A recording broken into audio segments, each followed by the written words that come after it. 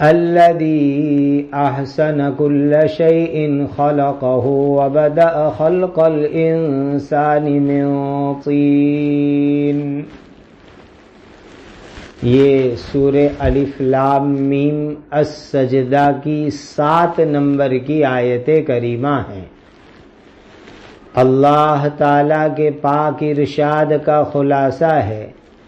جس اللہ تعالیٰ نے ہر چیز پیدا کی جو بہت اچھی بنائی اور انسان کی پیدائش مٹی سے شروع کی.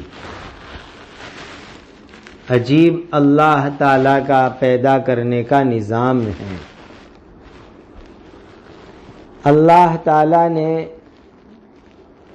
سب سے پہلے انسان حضرت آدم علیہ السلام کو مٹی سے پیدا فرمایا اور باقی تمام کے تمام انسان کو اللہ تعالی مٹی سے تیار ہونے والی خوراک سے پیدا کرتے ہیں. پہلے انسان حضرت آدم علیہ السلام کو تو اللہ نے ڈائریکٹ مٹی سے بنایا اور آدم علیہ السلام کا مٹی کا پتلا بنانے کے بعد اس کے اندر روح ڈالی اور آدم علیہ السلام زندہ ہو گئے.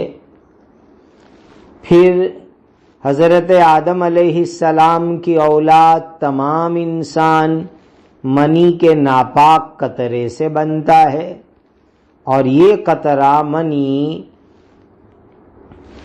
کھانے سے تیار ہوتا ہے. خون، بلغم، سودا، صفرا، اس کو تیار ہونے میں انسان کھانا کھاتا ہے، پانی پیتا ہے اور اس کے ذریعے سے منی بنتی ہے اور انسان تیار ہوتا ہے. جب یہ انسان اپنی ماں کے پیٹ میں ہوتا ہے تو اللہ تعالیٰ اس کی باڈی کے اعضاء درست کرتے ہیں، اپنی طرف سے اس میں روح پھونکتے ہیں. کان، آنکھ، دل، ساری چیز اللہ تعالیٰ عطا فرماتے ہیں. انسان کو اللہ تعالیٰ کا شکر ادا کرنا چاہیے. ثم جعل نسلہ من سلالۃ من ماء مہین. پھر اس انسان کی نسل ایک نچوڑے ہوئے حقیر پانی سے چلائی. یعنی آدم علیہ السلام کے علاوہ باقی تمام انسان کو اللہ تعالیٰ نے ایک ناپاک منی کے قطرے سے پیدا فرمایا. ثم سواہ ونفخ فیہ من روحہ وجعل لکم السمع والابصار والافئدہ قلیلا ما تشکرون. پھر اس کو برابر بنایا. ماں کے پیٹ میں اللہ تعالیٰ نے تمام اعضاء ٹھیک ٹھاک درست بنائے، اس میں اپنی روح پھونکی اور تمہارے لیے کان اور آنکھیں اور دل بنا دیے. اے انسانوں، تم اللہ تعالیٰ کا بہت کم شکر ادا کرتے ہو. اللہ تعالیٰ نے ہر چیز کو بہت خوبصورت اور بہت حسین بنایا. اللہ تعالیٰ نے اس دنیا میں جو کچھ پیدا فرمایا اپنی حکمت سے بنایا، مصلحت کے پیش نظر بنایا. ہر ایک چیز میں اللہ تعالیٰ نے ایک خوبصورتی رکھی، اللہ نے ایک حسن رکھا ہے. کوئی بھی چیز اس دنیا کے اندر بیکار نہیں بنائی اور تمام مخلوق میں سب سے زیادہ حسین اور بہتر انسان کو بنایا. دوسری جگہ قرآن میں فرمایا لَقَدْ خَلَقْنَا الْإِنسَانَ فِي أَحْسَنِ تَقْوِيمٍ. یعنی ہم نے انسان کو سب سے زیادہ بہترین شکل صورت میں، بہترین باڈی میں، بہترین تقویم میں پیدا فرمایا. اور یاد رکھو آج انسان جس کو ظاہر میں برا سمجھتا ہے وہ بھی حقیقت میں برا نہیں ہے، وہ بھی اللہ کے نزدیک بہت اچھا ہے۔ کتا ہے، سور خنزیر ڈکر ہے، سانپ بچھو ہے، شیر ہے، چتا ہے، یہ سب انسان اس کو برا سمجھتا ہے، لیکن اللہ تعالی کی دنیا کے اندر کوئی چیز بری نہیں ہے۔ نہیں ہے چیز نکمی کوئی زمانے میں، نہیں ہے چیز نکمی کوئی زمانے میں، کوئی برا نہیں قدرت کے کارخانے میں۔ اللہ کے اس کارخانے میں کوئی چیز بری نہیں ہے، ہر چیز اچھی اور بہترین ہے۔ اسی لیے قرآن کی ایک آیت میں یوں سبق دیا گیا، ربنا ما خلقت ھذا باطلا سبحانک فقنا عذاب النار۔ اللہ اس جگت میں، اس جہان میں کوئی بھی چیز آپ نے بیکار، باطل، بے مقصد پیدا نہیں فرمائی۔ تو یاد رکھو ہر چیز میں اللہ نے خوبصورتی رکھی، اور سب سے زیادہ خوبصورت اللہ نے انسان کو بنایا۔ بلکہ اس دنیا کے اندر دیکھو بعض چیزیں ایسی ہے جو اللہ تعالیٰ نے ڈائریکٹ ان کو وجود عطا فرمایا ہے، جیسے انسان، جانور، درخت، پتھر، پہاڑ وغیرہ، اور بہت ساری چیزیں ایسی ہیں کہ جو دوسرے کے اوپر اللہ نے پیدا فرمائی، جیسے اچھے اخلاق، برے اخلاق۔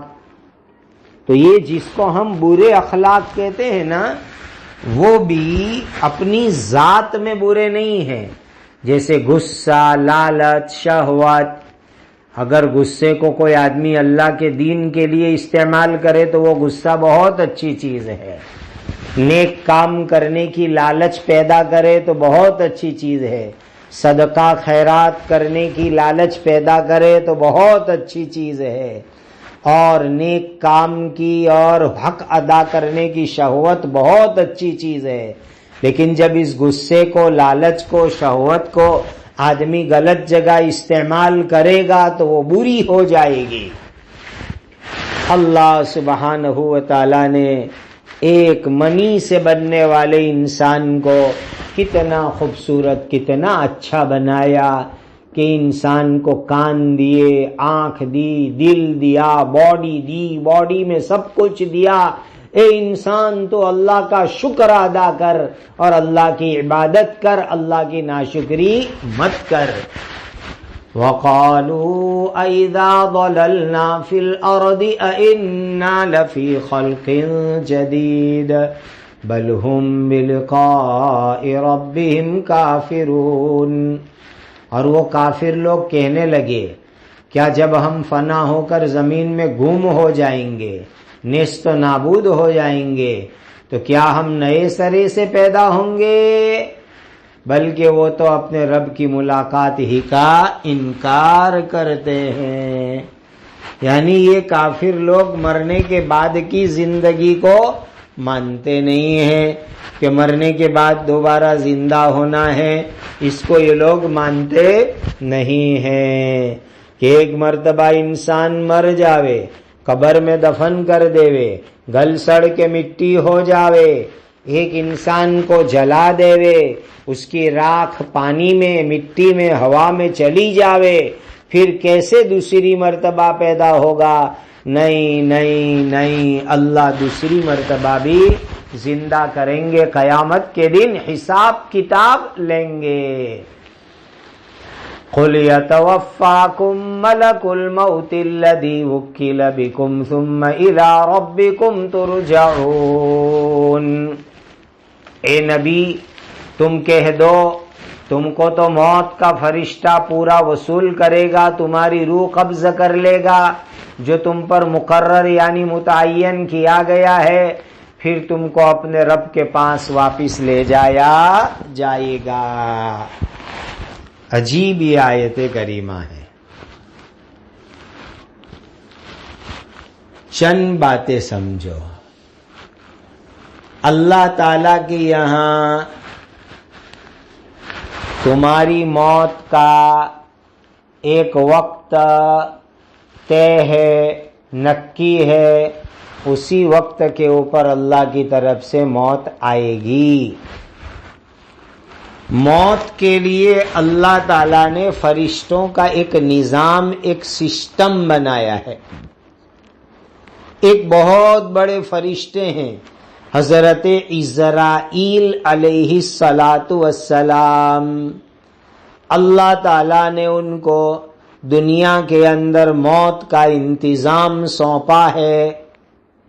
जिस आदमी की जिस वक्त पर, जिस जगह पर मौत मुकद्दर में है, ठीक उसी वक्त उस जगह आकर के वो रूह को कब्ज कर लेते हैं और इंसान को लेकर नेक आदमी को आला इल्लीन में और गुनहगार को, बदमाश को सिज्जीन में ले जा करके डाल देते हैं। ये अल्लाह ताला की तरफ से मौत का एक निजाम है, मौत की एक सिस्टम है अल्लाह ताला की तरफ से। ये जो है ना मलिकुल मौत, ये बहुत बड़े फरिश्ते हैं, बहुत बड़े फरिश्ते। कहते हैं कि सारी दुनिया उनके सामने ऐसी है, एक समझो मिसाल, एग्जाम्पल, एक इंसान के सामने एक खुंची प्लेट रखी हुई हो और उसके अंदर दाने रखे हुए हो। अब वो इंसान अपने सामने जौन सा चाहे दाना उठा लेवे। बिल्कुल इसी तरीके से हजरत इज़राइल मौत के फरिश्ते के सामने पूरी दुनिया के इंसान है। जैसे इफ्तारी के वक्त पर प्लेट के अंदर दाड़म अनार के दाने रखे हुए हैं, इंसान आसानी से 2, 4, 8, 10 दाने उठा के खा लेता है। अंगूर दराख रखी हुई है, एक, दूसरा, तीसरा, चौथा दाना उठा के खा लेता है। बिल्कुल इसी तरीके से पूरी दुनिया के इंसान मलिकुल मौत हजरत इज़राइल के सामने एक प्लेट की तरह है। वो जब चाहे अल्लाह के हुक्म से उठा लेते हैं। एक हदीस सुनो, एक अंसारी सहाबी के सर के पास नबी करीम सल्लल्लाहु अलैहि वसल्लम ने मौत के फरिश्ते को देखा। तो नबी करीम सल्लल्लाहु अलैहि वसल्लम ने फरमाया, ए मौत के फरिश्ते, मेरे सहाबी के साथ नरमी का मामला करो। तो फरिश्ते ने जवाब दिया, मौत के फरिश्ते ने, ए अल्लाह के नबी सल्लल्लाहु अलैहि वसल्लम, आप इत्मीनान से रहो, मैं हर ईमान वाले के साथ नरमी का बर्ताव करता हूँ। फिर मौत के फरिश्ते ने कहा, जितने इंसान शहरों में रहते हैं, गाँव में रहते हैं, जंगल में रहते हैं, पहाड़ों में रहते हैं, दरिया में रहते हैं, आयरलैंडों में रहते हैं, मैं उनमें से हर एक को दिन में 5 मर्तबा देखता हूँ। इसीलिए मैं उनके हर छोटे बड़े से खुद अच्छी तरह जानकार हूँ, वाकिफ हूँ बिला वास्ता।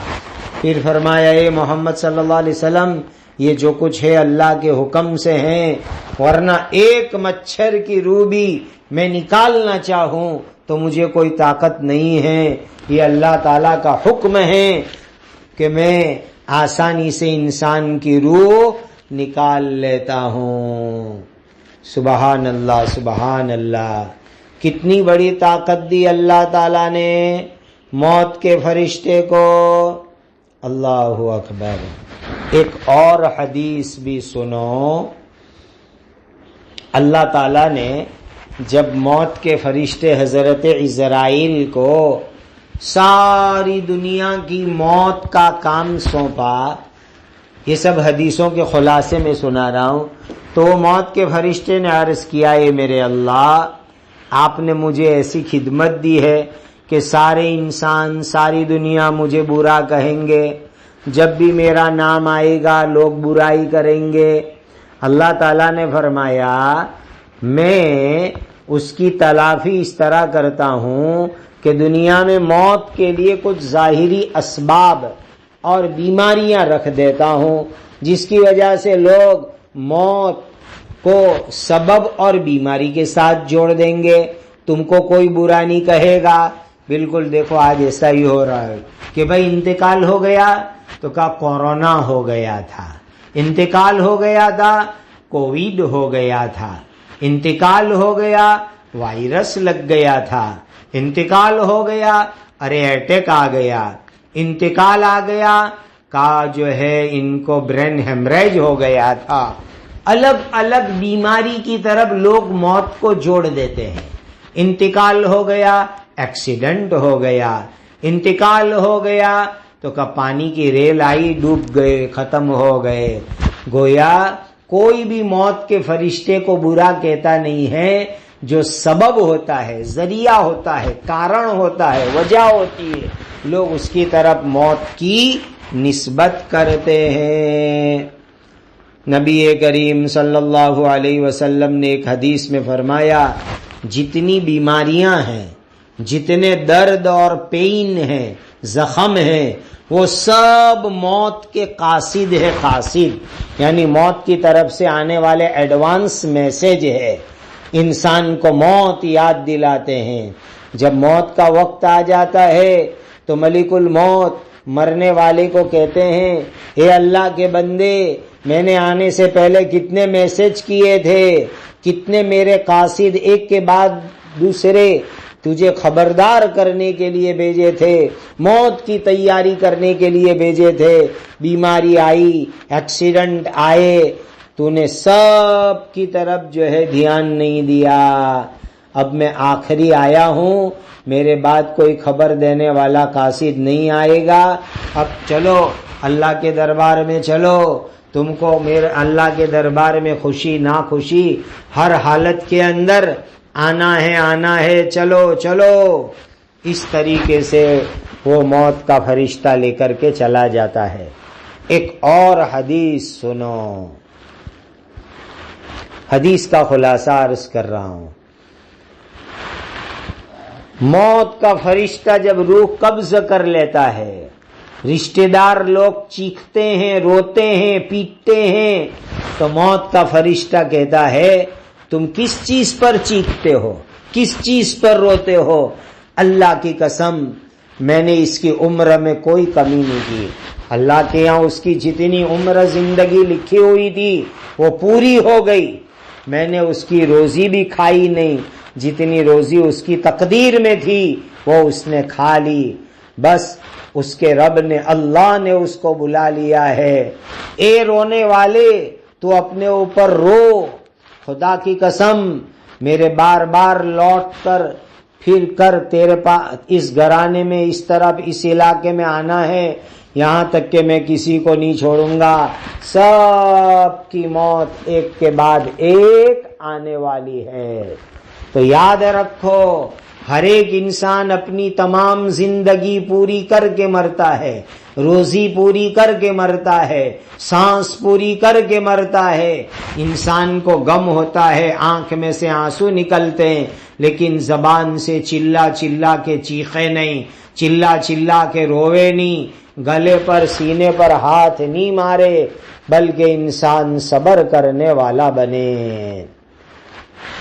اور ساتھ میں ایک بات اور بھی سن لو, یہ انسان کی خوش نصیبی ہے کہ اللہ تعالی انسان کی روح کو پیدا بھی فرماتے ہیں. بڑی سعادت مندی کی بات ہے انسان کے واسطے. وَنَفَخَ فِيهِ مِن رُوحِهِ, اللہ تعالیٰ انسان میں روح پھونکتے ہیں اپنی قدرت سے, اور انسان کی روح نکالنے کے لیے اللہ نے فرشتوں کا سسٹم بنایا ہے. ورنہ یہ جو جانور ہے وہ اللہ کی تسبیح میں رہتے ہیں, اللہ کے ذکر میں رہتے ہیں. جب ان کی تسبیح پوری ہو جاتی ہے تو روح اللہ تعالیٰ ان کی قبض کر لیتے ہیں. فرشتے ان کی روح قبض کرنے کے لیے آتے نہیں ہیں.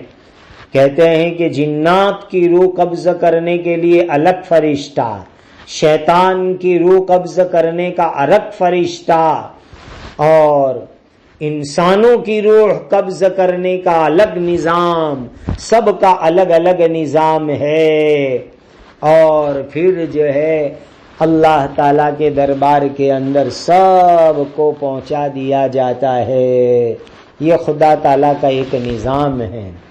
لیکن جو لوگ اللہ کے راستے میں نکلے ہو اور سمندر کے اندر ڈوب کر کے انتقال کر جائے، تو ایسے خوش نصیب شہید جو سمندر میں شہید ہو جائے، اللہ تعالیٰ ان کی روح خود قبض کرتے ہیں، خود ان کی روح نکالتے ہیں۔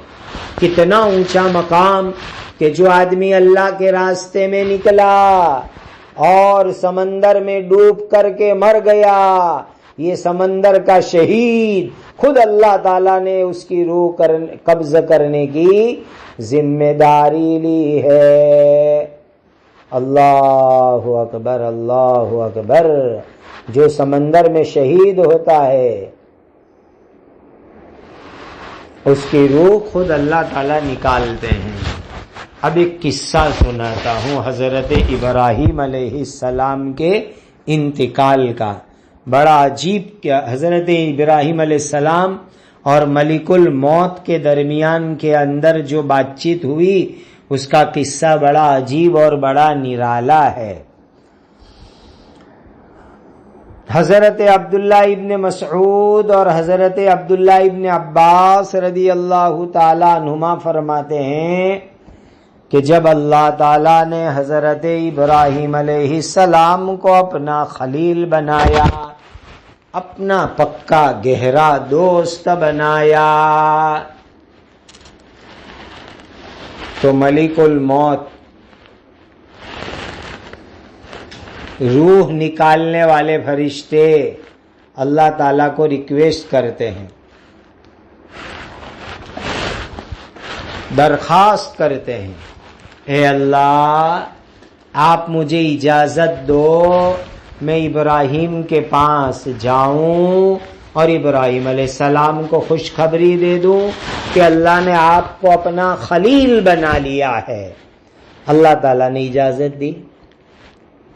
اب ملک الموت دنیا میں آئے، حضرت ابراہیم علیہ السلام کو خوشخبری سنائی، اللہ نے آپ کو اپنا خلیل بنا لیا۔ تو حضرت ابراہیم علیہ السلام نے اس پر اللہ کا شکر ادا کیا، الحمدللہ الحمدللہ۔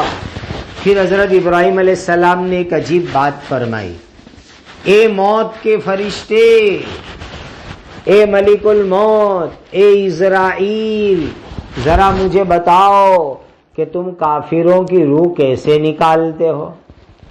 تو ملک الموت نے کہا، حضرت آپ نہیں دیکھ سکو گے۔ حضرت ابراہیم علیہ السلام نے کہا، کیوں نہیں، ذرا دکھاؤ، تم کافر کی موت کیسے نکالتے ہو، روح کیسے نکالتے ہو؟ تو ملک الموت نے اپنا منہ دوسری طرف پھیرا لیا، یعنی اپنی شکل چینج کرنے کے لیے، بدلنے کے لیے۔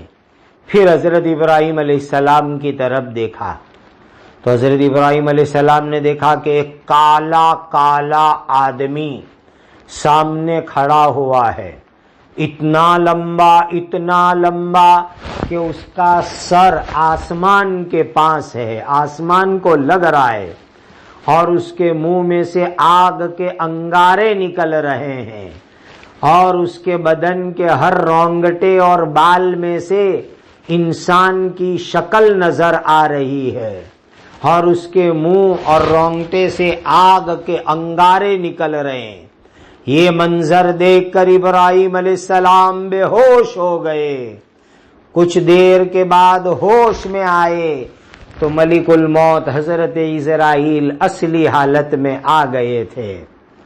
حضرت ابراہیم علیہ السلام نے فرمایا، اے ملک الموت، اگر مرنے کے وقت کوئی کافر جو آپ کی یہ خطرناک شکل صورت دیکھی، اس کے علاوہ کوئی مصیبت نہ آوے، کوئی غم نہ آوے، کوئی عذاب نہ آوے، تو بھی اتنی ڈینجر شکل، اتنی خطرناک شکل صورت اس کے عذاب کے لیے کافی ہے۔ اندازہ لگاؤ کہ ملک الموت کی شکل صورت کافر نافرمانوں کے لیے کتنی ڈینجر ہوگی، کتنی خطرناک ہوگی کہ اللہ کے نبی حضرت ابراہیم علیہ السلام بھی دیکھ نہیں سکے، سہن نہیں کر سکے، بے ہوش ہو گئے۔ پھر حضرت ابراہیم علیہ السلام نے کہا اچھا ملک الموت بتلاؤ ایمان والوں کی روح کیسے نکالتے ہو؟ تو ملک الموت نے اپنا منہ پھرا لیا شکل صورت بدلنے کے لیے، پھر فوراً حضرت ابراہیم علیہ السلام کی طرف منہ کیا تو ابراہیم علیہ السلام نے دیکھا ایک خوبصورت نوجوان ہے، خوشبو نکل رہی ہے، سفید لباس ہے، اتنا حسین چہرہ، سبحان اللہ۔ ابراہیم علیہ السلام کہنے لگے اے ملک الموت، ان ایمان والے کی روح قبض کرنے کے وقت پر تمہاری یہ نورانی زیارت، نورانی دیدار کے علاوہ کوئی انعام نہ ہو تو ابھی اتنی زیارت، اتنا دیدار کافی ہو جاتا ہے۔ اللہ اکبر۔ ابراہیم علیہ السلام نے ملک الموت کی چمک دمک، روشنی دیکھی، رونق دیکھی، ایسی عجیب و غریب اللہ کے سوا کوئی نہیں جانتا۔ اور کافر فاجر کی روح قبض کرنے کے لیے جو شکل دکھائی تو حضرت ابراہیم علیہ السلام کے کندھے کانپنے لگے، پیٹ زمین پر لگ گیا اور قریب تھا کہ آپ کی روح نکل جاتی، اتنی خطرناک شکل کے اندر دیکھا۔ اللہ اکبر، عجیب و غریب شکل میں۔ اللہ تعالی ہماری موت کی گھڑی کو آسان فرماوے، راحت والی فرماوے۔ اور جو ہے حدیث میں نبی کریم صلی اللہ علیہ وسلم نے ایک دعا بتلائی، اللہم بارک لی فی الموت وفی ما بعد الموت، ڈیلی 25 مرتبہ پڑھنے کی عادت بنا لو۔ اللہ تعالیٰ موت کو بہت اچھی کریں گے، گھر میں مرو، بستر میں مرو، ہاسپٹل میں مرو، لیکن شہادت والی موت دیں گے، اتنی طاقت والی یہ دعا ہے۔ اللہم بارک لی فی الموت وفی ما بعد الموت۔ اور حضرت یوسف علیہ السلام کی دعا، فاطر السماوات والارض انت ولی فی الدنیا والآخرہ توفنی مسلما والحقنی بالصالحین۔ یہ دعا قرآن میں آئی، اے آسمان اور زمین کے بنانے والے اللہ، آپ ہی دنیا میں اور آخرت میں میری مدد کرنے والے ہیں۔ اے اللہ اسلام پر موت عطا فرماؤ اور اپنے نیک بندوں کے ساتھ آخرت میں مجھے جمع فرماؤ۔ بہت پیاری دعا ہے حضرت یوسف علیہ الصلاۃ والسلام کی۔ ہمارے حضرت نبی کریم صلی اللہ علیہ وسلم نے آخری وقت پر مسواک کیا، مسواک کی سنت زندہ کرو، اللہ اچھی اور آسان موت عطا کریں گے اور موت کی تکلیف سے اللہ تعالی حفاظت کے اندر رکھیں گے۔ تو اس آیت میں فرمایا کہ یہ موت کا فرشتہ روح نکال کے لے جائے گا، پھر سب کو اللہ کے بارگاہ کے اندر لے جائے گا۔ مرنے کے بعد مومن کی روح کو رحمت کے فرشتے آسمان پر چڑھا کر لے جاتے ہیں، یہاں تک کہ 7ویں آسمان پر پہنچا دیتے ہیں، اور کافر کی روح کو عذاب کے فرشتے لے کر چڑھیں گے۔ پہلے آسمان کا دروازہ کھلوانا چاہیں گے تو دروازہ نہیں کھلے گا، بلکہ اوپر سے اس کی روح پھینک دی جائے گی اور بالکل نیچے سجین والی جگہ کے اوپر اس کو پہنچا دیا جائے گا۔ اس وقت کے حالات ہم کو آواز دے رہے ہیں، اے مسلمانوں توبہ کر لو، توبہ کر لو، سیدھے راستے کے اوپر آ جاؤ، لوگوں کی موت بہت زیادہ ہو رہی ہے، اللہ ہماری عمروں میں برکت دے وے۔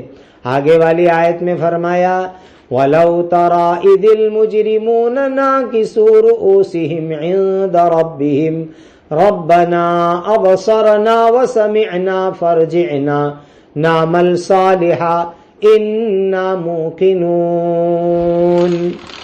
اللہ تعالی تمام بیماروں کو شفا دے. اللہ تعالیٰ تمام لوگوں کے ساتھ اپنے فضل کا، کرم کا، مہربانی کا معاملہ فرمائے. یہ الا بلا وبا اللہ اپنے فضل کرم سے ختم فرماوے. انسانیت کے حال پر اللہ رحم فرماوے اور انسانوں کے دشمنوں کی سازشوں کو اللہ ناکام فرماوے اور تمام انسانوں کے ساتھ اللہ رحمان رحیم اپنے کرم کا، فضل کا معاملہ فرماوے. عمر میں برکت دیوے، صحت، عافیت، سلامتی کی دولت سے اللہ تعالیٰ مالا مال فرماوے اور اللہ تعالیٰ ہم سب کے ساتھ اپنے رحم کرم کا ہر لمحہ، ہر گھڑی، ہر ہمیش معاملہ فرماوے.